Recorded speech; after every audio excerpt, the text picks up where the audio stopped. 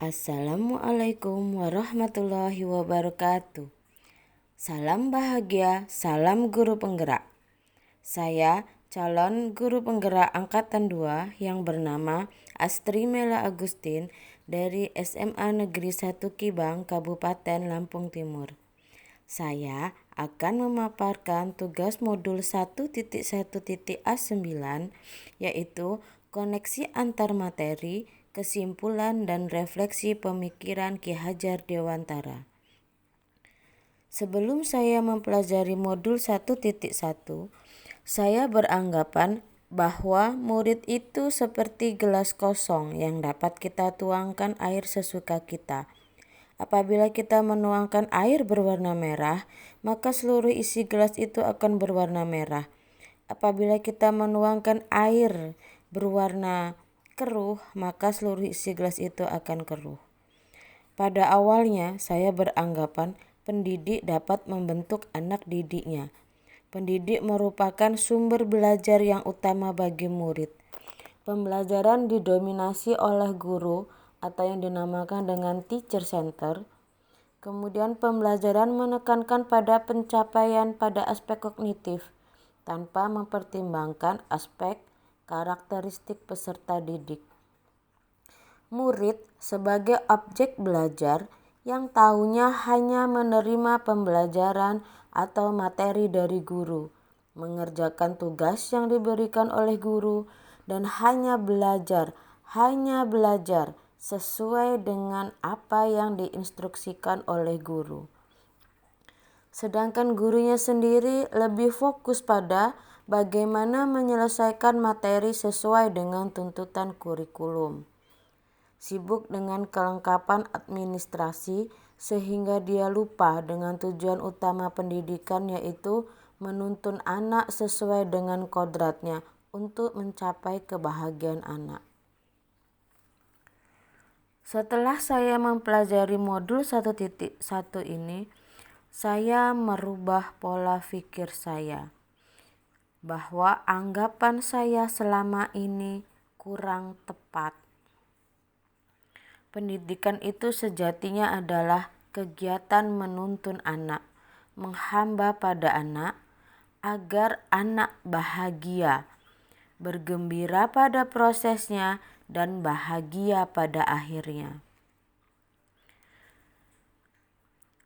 Yang saya ubah adalah menjadikan anak sebagai subjek belajar sehingga anak yang mendominasi pembelajaran, anak yang memerankan peran penting dalam proses pembelajaran, mereka yang menemukan masalah dan mencarikan solusinya, mereka yang bertanggung jawab atas tugas yang mereka kerjakan.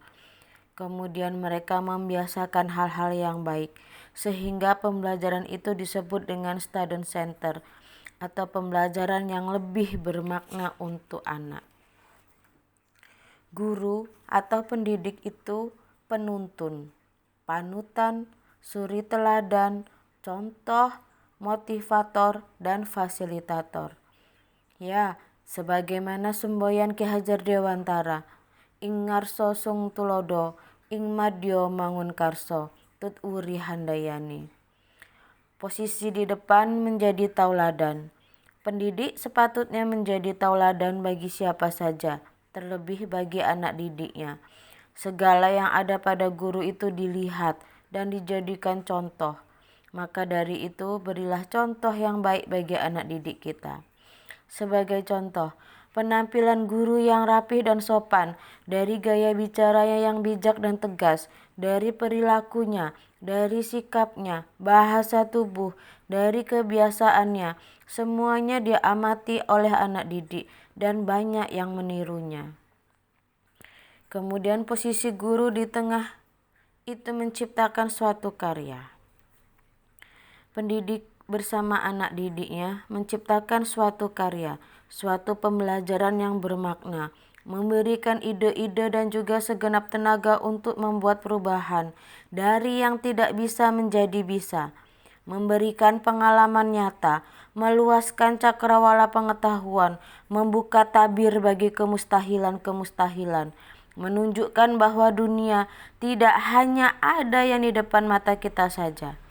Kemudian menciptakan atmosfer belajar yang menyenangkan. Yang berikutnya adalah posisi di belakang itu memberikan semangat, dukungan, dan motivasi. Pendidik memberikan dukungan sepenuhnya terhadap hal baik dari peserta didik, memotivasi untuk terus menumbuh kembangkan bakat dan minat peserta, memberi semangat untuk dapat mengukir prestasi, baik secara akademis maupun non-akademis.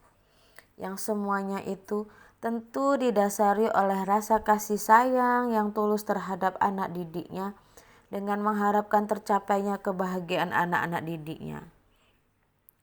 Yang bisa saya terapkan lebih baik agar kelas saya mencerminkan pemikiran Ki Hajar Dewantara, yaitu saya membuat skenario pembelajaran student center agar anak merdeka belajar dengan memperhatikan segala karakter, potensi, bakat, dan minat masing-masing peserta didik agar tercapai profil pelajar Pancasila yang berkolaborasi dan berintegritas.